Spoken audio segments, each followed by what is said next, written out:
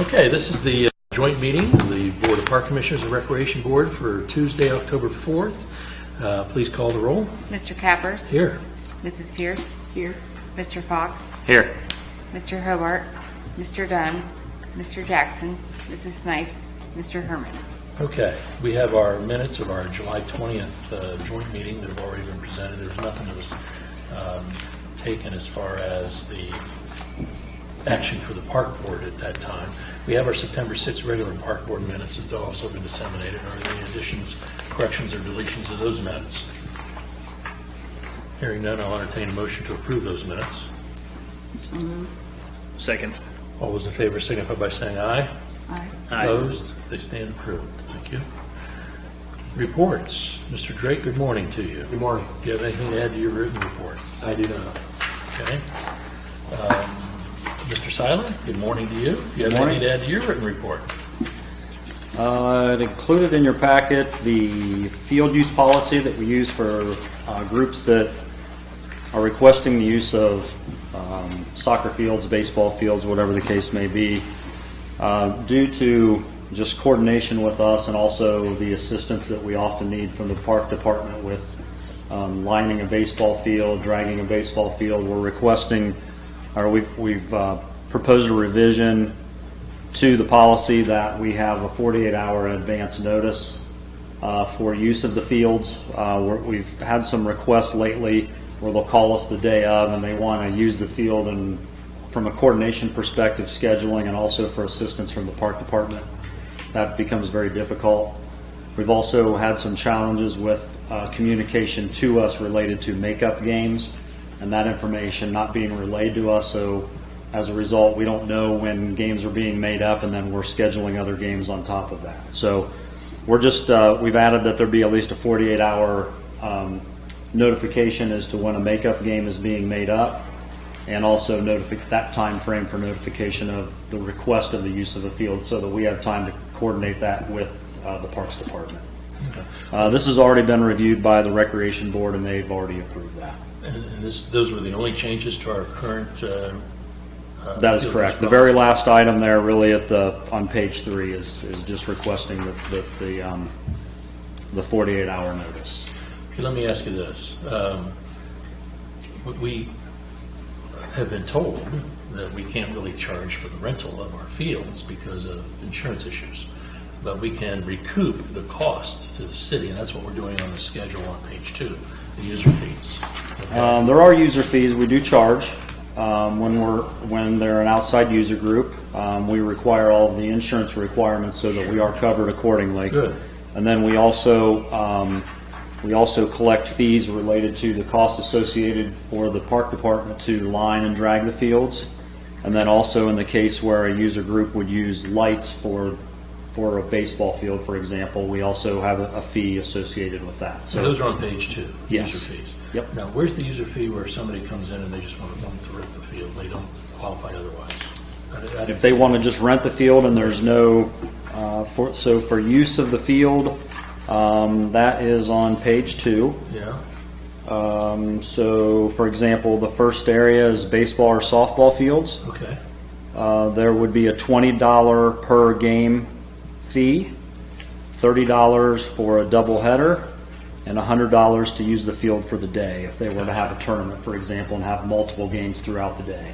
How often do you review those fees to make sure they're consistent with what our actual costs are? We've reviewed those, I believe it was last year we reviewed those. 2 years ago. Maybe 2 years ago, just to make sure that we were offsetting all of the costs related to what they needed to do to prep the fields. And then we utilize those funds to help pay for the line that they line the fields with, and also all of the paint that they use to line the soccer fields and all of those fields with. Jeremy, have you had the opportunity to review the schedule? We may need to go ahead and do that again. Like I said, it's been 2 years. I haven't looked at it in that time span. So you're asking us to approve the Recreation and Parks Department athletic field use policy? Correct. Right. Okay. I just want to follow up with what Mr. Cappers was saying. So I see the light fee. That's to recoup for the lights. The field lining fee is down below. So what's the fee for $20 per game up top? That's for use of this field. So what cost does that cover? Is that the That's labor just cost? for an outside user to use the field. So we don't charge a local group such as Troy Select Soccer. We don't charge them a user fee. We only charge them to line the fields. So was your question, Al, we can't charge above and beyond our cost? Right. So if we're covering light fee down below or field lining fee down below, those are in addition to the $20 per game, right? Yeah, That is those- correct. Those are the case unless they have separate insurance, which can, in the categories D and E, is making sure that we have separate insurance. Correct. In the case where they're charged to use the fields, well, really all users, we require that they provide us with the required insurance that the city gives them the outlines of what is required of them. So I'm still not tracking. What's So it? I think that $20 would go for wear and tear, like overtime. Just a little bit of a, is that not what it's for? It would be. $20, It would be. pretty much. Correct. Is that what you're concerned about? That's what I'm That would asking. be a charge? Yeah. What's that $20? Set aside for, We're so to charged- speak, if it's not it for was lights and primarily it's not for intended lighting. for groups that are using the fields for a profit. So we're charging them to use our fields if they're going to use it to run a tournament, for example. The groups, if you look on the first page, there's different categories. Mm-hmm. So our programs obviously don't pay a fee. If it's the school programs, they don't pay a fee. Or if it's category C, which would be like Troy Little League Football, Troy Select Soccer, Troy Say Soccer, anything that's intended to be for the youth of the community or program that's run within the city that's an organized body, doesn't pay a field user fee. The other groups, somebody that has a private team or somebody from outside of the city of Troy that's using our fields, they pay a user fee to use the field. And so maybe it was the comment that Mr. Cappers made. It's okay to charge above our cost. As long as they're separately insured and giving separate insurance. Correct. They Because our provide insurance us with the doesn't- insurance to Right, cover so- the use of the field. Yeah. So we're okay as long as they're getting separate insurance for those things. It seems to me like the amount is light, but what I'd like to propose, and this is a field use policy that we approved 2, 3, 4 years ago in a joint effort with the Recreation Department. Correct. I would propose that, I'll make a motion to go ahead and approve this, subject to a new review of the amounts in the schedule of user fees approved by the superintendent and the recreation director. How's that? I'll second. There's a motion and a second. Any further discussion? Please call the roll. Mr. Cappers? Yes. Mrs. Pierce? Yes. Mr. Fox? Yes. Mr. Seiler, do you have anything else to add? I just wanted to provide a map. It's the same exact map that they used last year, but I just wanted to keep the park board informed. The Ohio Regional Cross Country Meet is scheduled for Saturday, October the 29th. As you may recall, last year the state required that they start charging a fee for admission into the meet, which they do at the gates into the stadium. So they will be setting up a fence line as they did last year along the perimeter of the course to direct people to the stadium, where they will be charging people an admission fee into the stadium, which of course would then give the people access to the cross-country space. So I just wanted to provide that map again. It's the same as what they did last year and what was approved by the park board, and they've already submitted their paperwork to us as required. Good. Any questions, Mr. Seiler, on this? You're kind of familiar with that, aren't you? Yeah, I went down to it last year and watched that for the first year they were charging. Okay, anything else, Mr. Seiler? That's all I have. Okay. Thank you. Good morning, Mr. Green. Good morning. Do you have anything to add to your report? I do not. Okay. Fees for next year. We approved that last month, didn't we? No, that was the fall rates. Fall rates. You're going to I'll prepare do those. those for next month. I'm waiting on some information from some of the other courses yet. Gotcha. Good. They haven't made their decisions yet. All right, good. As soon as I hear from them. Thank you. I don't have any planning commission report. Mr. Tiverton, do you have anything that you want to bring before the commission? Mrs. Knight, do you have anything you want to bring before the commission? Briefly. You did, I believe, approve the use of Proudy Plaza for the pep rally, and you might want to note that for your minutes. And also, there is the 22nd is the Halloween events, which was on your list previously, but those will be carried forward, and we've been meeting with Jeremy on some of the details. Thank you. Valerie, if you'll make sure those are into our minutes. Mr. Kegley, I see you out there. Do you have anything you want to add, sir? Thank you, sir. Okay, other business. Operation Recreation. We have an update from Scott Myers and Bobby Phillips. Gentlemen, please come forward and state your name and address for the record, please. Bob Phillips, City Councilman, Chairman of the Operation Recreation Board and President of the Miracle League of Miami Valley, 2610 Amberley Court here in the city of Troy.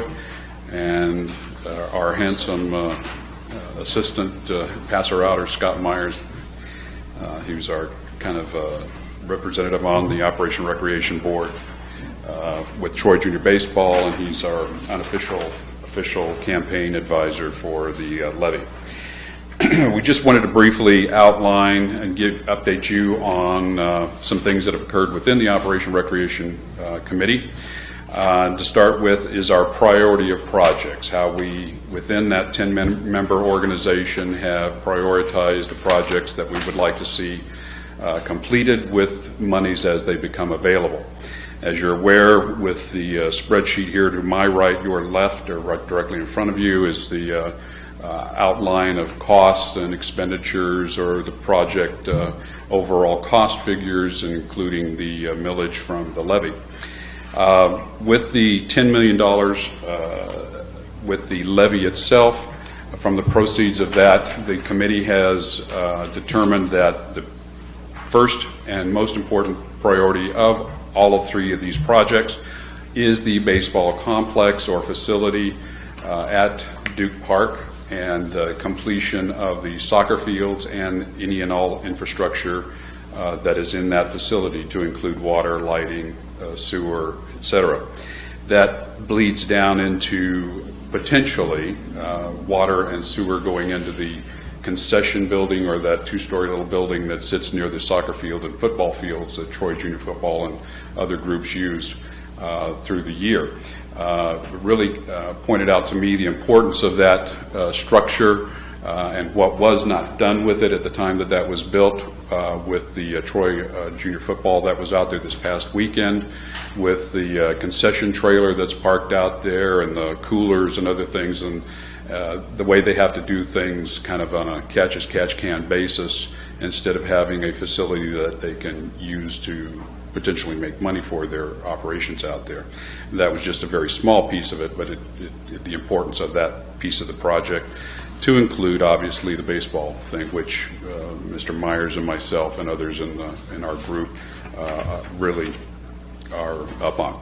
Second, after the conclusion and the build of the Duke Park facility, is the golf course renovation of the building there, the pro shop and the concession area, which in our estimation is really sorely needed also to upgrade that facility for safety of wiring and other things internally, and for the protection of the employees. But over the years, as Mr. Green has stated in our conversations, the facility has been requested to be used for wedding receptions and other golf-related items also. And once folks take a look at it, it's sorely lacking in ambiance and facilities to do things that are needed there. And of course, the economic development end of that, of raising money or being able to charge for the use of those facilities, plus the driving range that obviously, because of the business that was on the north end or south end of our town outside the city that is no longer in business, could be brought right here to our facility and add on to tournaments and other events there that want to see a driving range and that sort of thing when they put on an event at a facility. A practice area is always useful, and it always brings in money. The third item, as money is available, is the senior center rehabilitation and upgrades to that facility, which were $100,000 allotted in our spreadsheet here. In addition to that, many folks have asked about private donations, the $4 million target that we have taken on to try to raise in addition to the levy amount.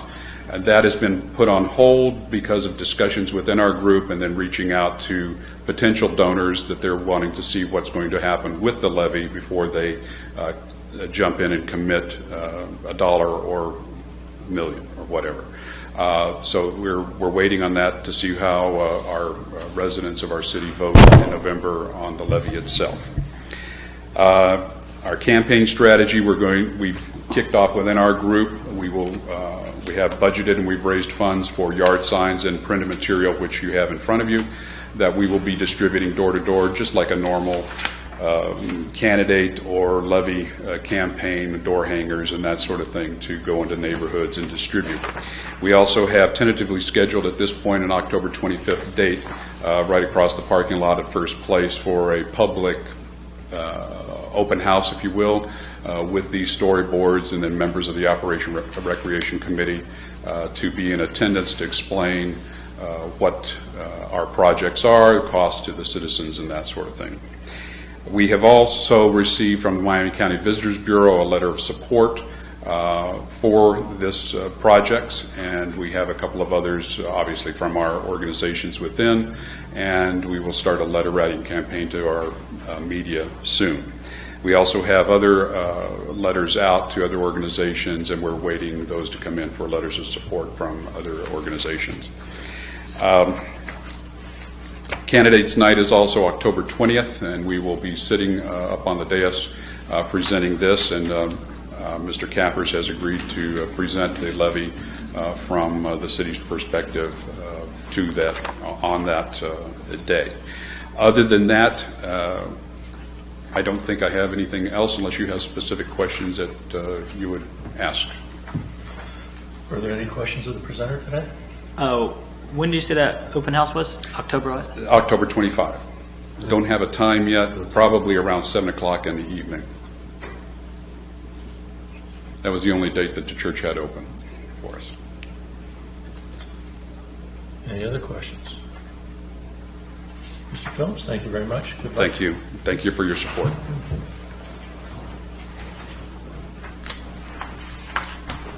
Anyone else have anything to come before the commission? I'll entertain a motion to adjourn. Motion to adjourn. Is there a second? Second. All those in favor signify by saying aye. Aye. Opposed? We stand adjourned.